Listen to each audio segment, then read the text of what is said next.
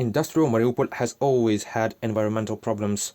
Now, none of the enterprises are in operation anymore. However, the threat to the environment has increased, first of all because of the enemy shelling, which could damage chemical tanks and storage facilities at the plant, which in turn poison the water, soil and air. The bombing of such a powerful industrial center as Mariupol posed a significant threat to the environment from the first days. In Mariupol, there were dozens of enterprises with industrial waste and toxic substances. The total bombing and destruction of this city from the first days caused enormous damage to the environment. The most dangerous situation remains at the most shelled facility, Azovstal. Russian bombs could have damaged the plant's technical facilities, which contained tens of thousands of tons of concentrated hydrogen sulfide. The flora and fauna of the Azov Sea are under threat.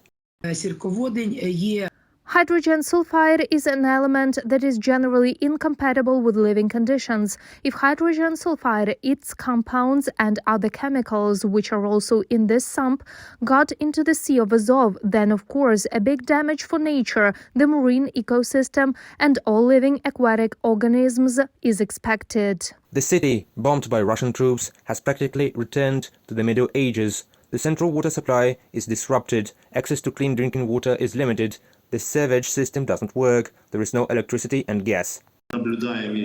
We are also witnessing an ecological disaster of the communal sphere, because drains and drainage stations are flooded today, wastewater flows directly into the Kauchik and Kalmius rivers, and accordingly all feces go directly into the sea without treatment facilities.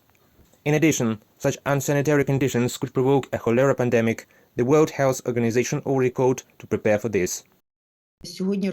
Today, thousands of corpses are decomposing under rubble in the city, and there is a catastrophic shortage of drinking water. A mere 4 degrees rise in temperature will lead to cholera and dysentery. The streets are simply swamped. Sewage water is mixed with drinking water. The sanitary situation will continue to deteriorate. The seriousness of the problem is also recognized in Russia itself. Rospotrebnadzor, Federal Service for Surveillance on Consumer Rights Protection and Human Well-being, ordered special measures to prevent cholera, diphtheria and dysentery in the regions bordering the Donetsk and Luhansk regions. They even began to take tests from Ukrainians taken to the Rostov region. At the same time, the self-proclaimed authorities in Mariupol completely ignore the growing threat.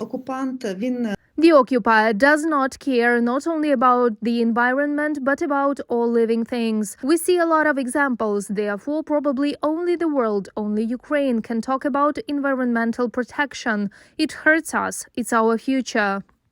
Ukrainian environmentalists warn that the environmental disaster threatens not only Mariupol. The negative consequences for the environment can spread to the entire Azov and Black Sea regions. Reported by Pavel Stelmach, Vasyl Panasyuk, UATV News.